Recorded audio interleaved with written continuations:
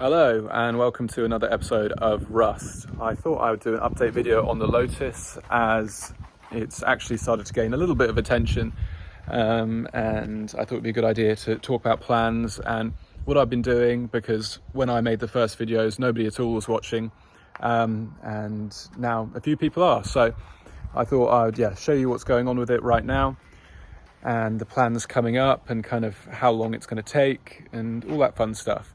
So without further ado, here she is. And since the last video I haven't done anything to the car. As you can see, I taped the doors on, and if anybody doesn't like that method, well, the paint is awful. It's not really about saving anything, and there's no inside to the doors, so it's not like I can bolt them on. But as some of you may recall, it got a set of tyres which look really good in terms of it sitting on the ground, and it doesn't look terribly desolate, just mostly. But obviously they do look quite small. They're very era appropriate, but I would like something a bit bigger.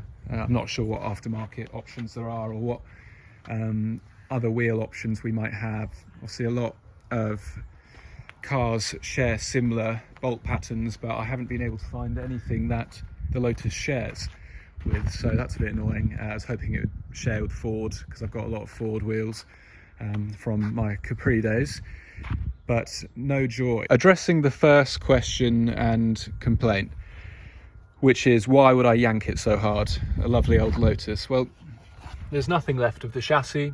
It is toast. You can put your finger through it, and on top of that, the car is no longer registered.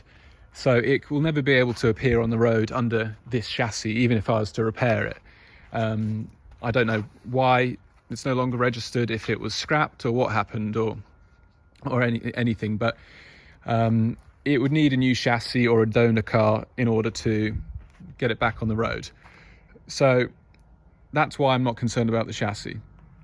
And second concern, removing this structural piece. It was completely rotten, so it had to be removed anyway. If I am to put this onto the road, we'd create a new type of crossbar, which would either go straight across or do some kind of curving stuff, depends on where we position the seats. So the structural rigidity would be brought back in that sense. In terms of the back, why am I cutting the back? Because clearly it looks like it's meant to have a roof, and that's because it is meant to have a roof.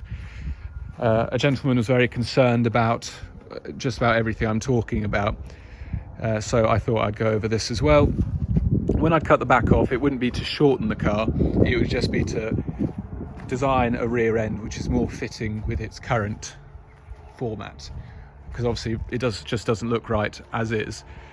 And then next thing would be deck lid.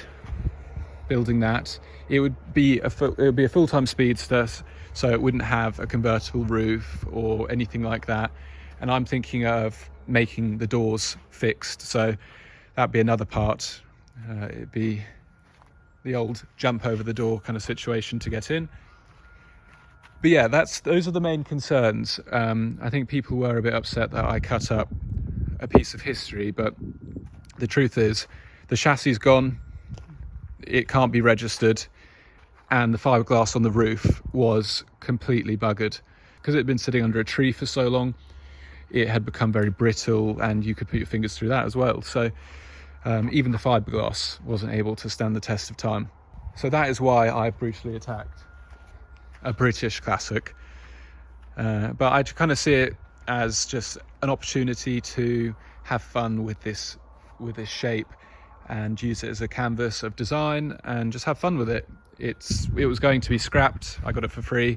At least it's still being enjoyed, which is the point of cars, in my opinion.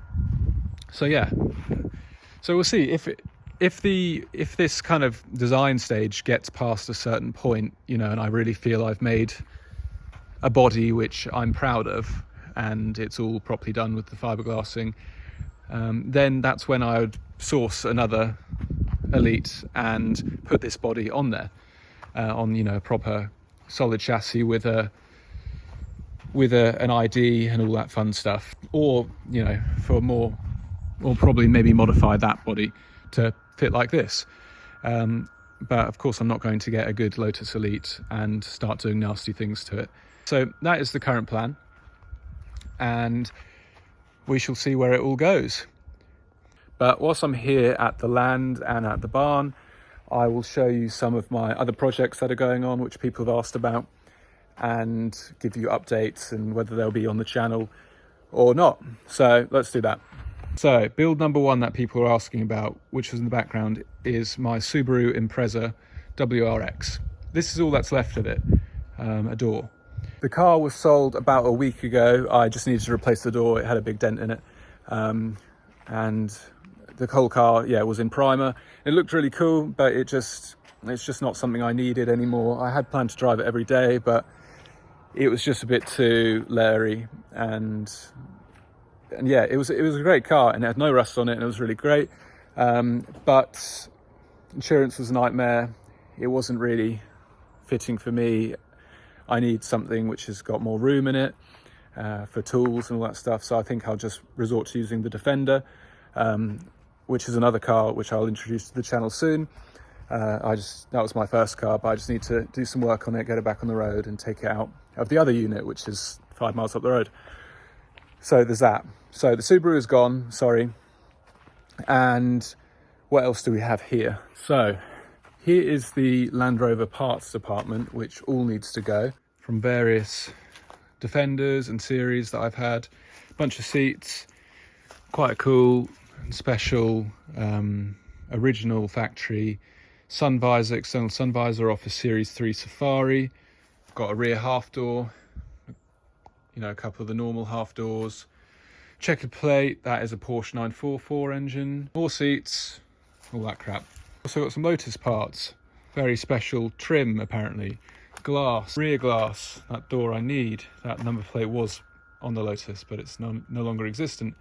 Door cards, all that fun stuff. That very rare trim again.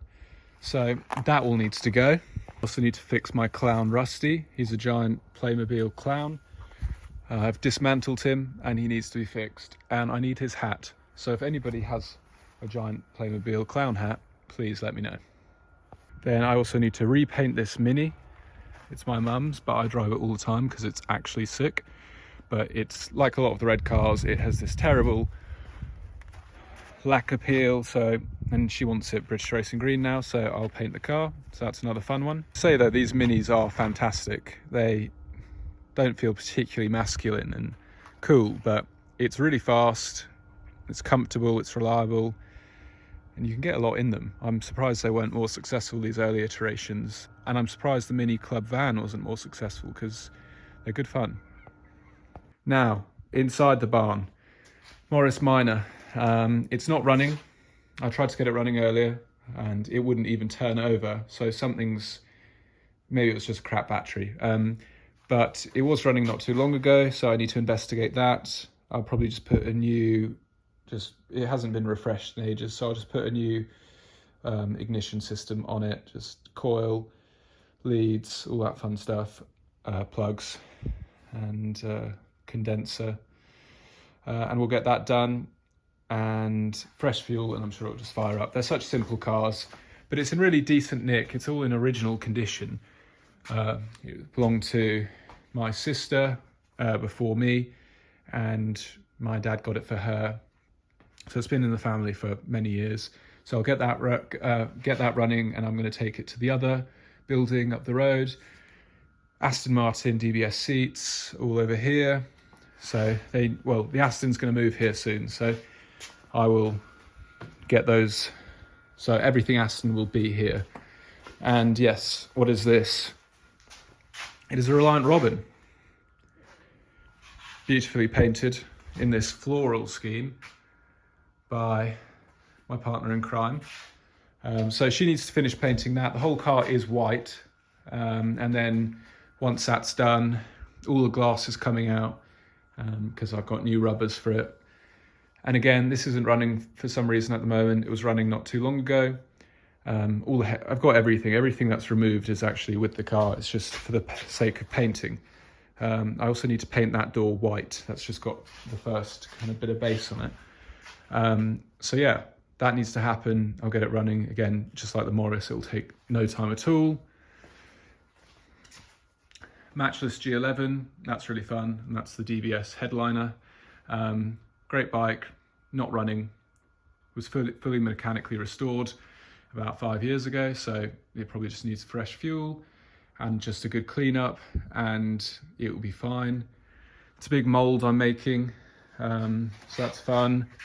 Then we've got loads of boring stuff. We've got lots of Aston parts, a V8 Vantage wing. But all of you car people will know exactly what it's like. You just get one car, you get another car, and one breaks and sits around for ages whilst you're working on the other ones, and it's just how it goes. So, but I'm probably going to sell some cars soon. I'm not sure which ones, because I don't really want to sell any of them.